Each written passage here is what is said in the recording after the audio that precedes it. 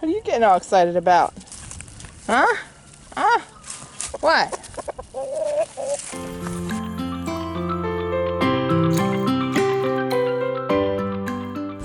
Before we can do anything, we have to feed our chickens and our chicks because we got a late start this morning, so the kids weren't able to feed them before they left for school.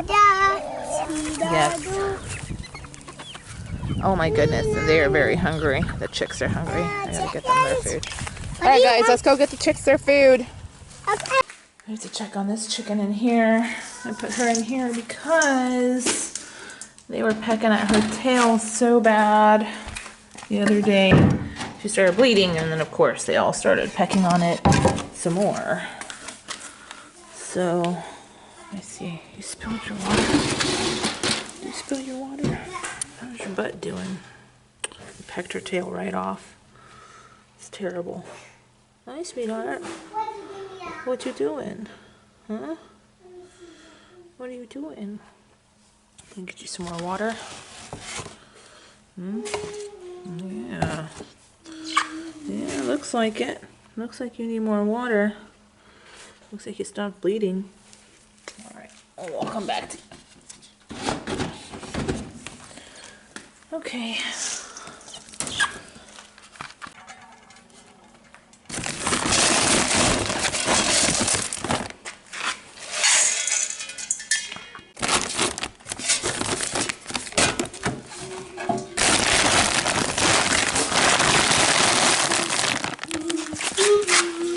Alright, are we gonna go feed the chickens?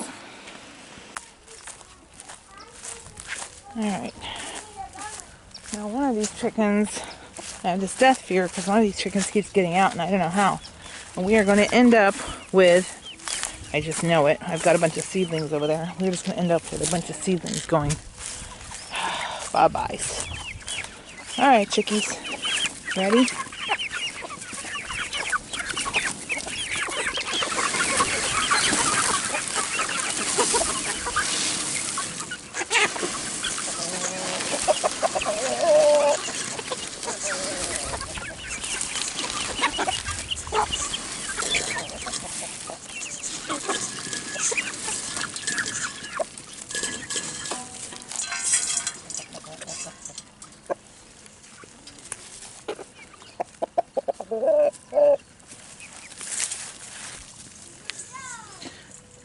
Hello, how are you? Hi, gorgeous. What are you up to?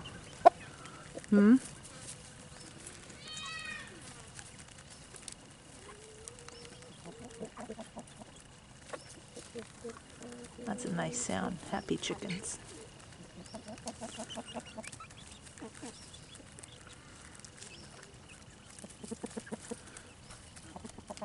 Can't even believe that white one and this brown one are the same age.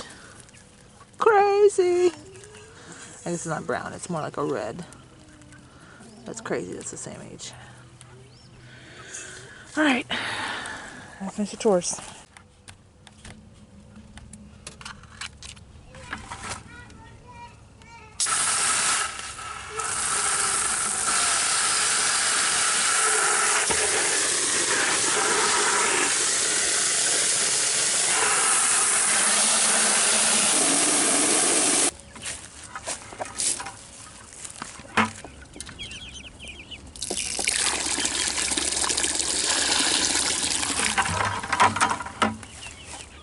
So the kids didn't even tell me that they ran out of rabbit pellets, so I need to get more.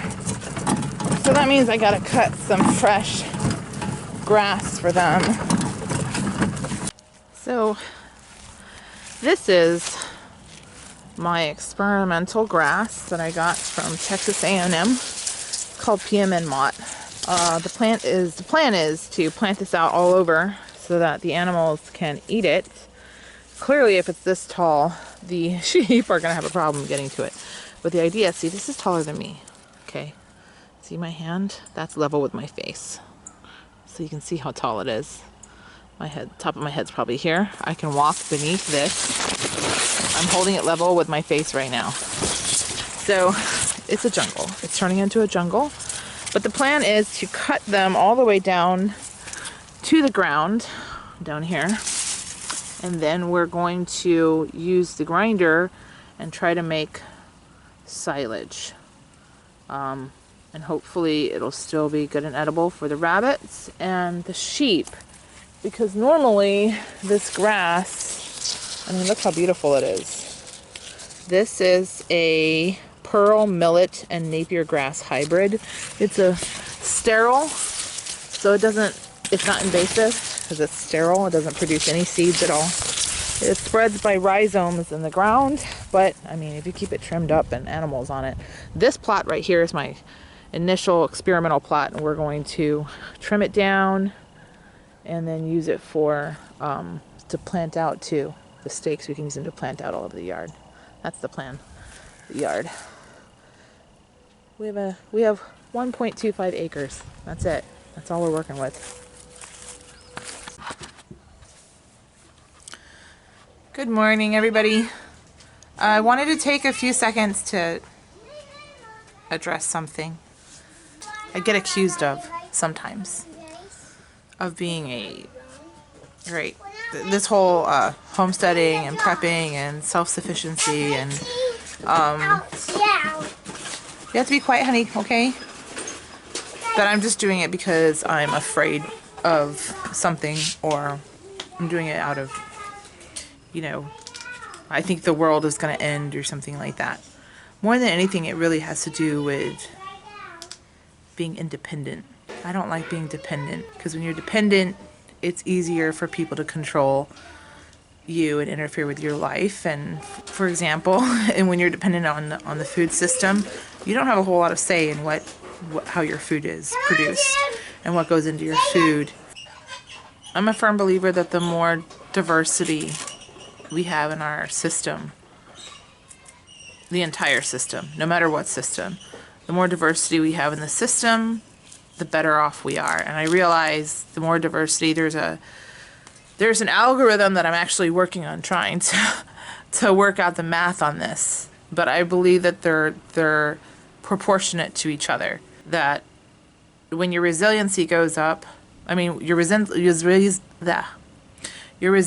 will go up when your diversity increases.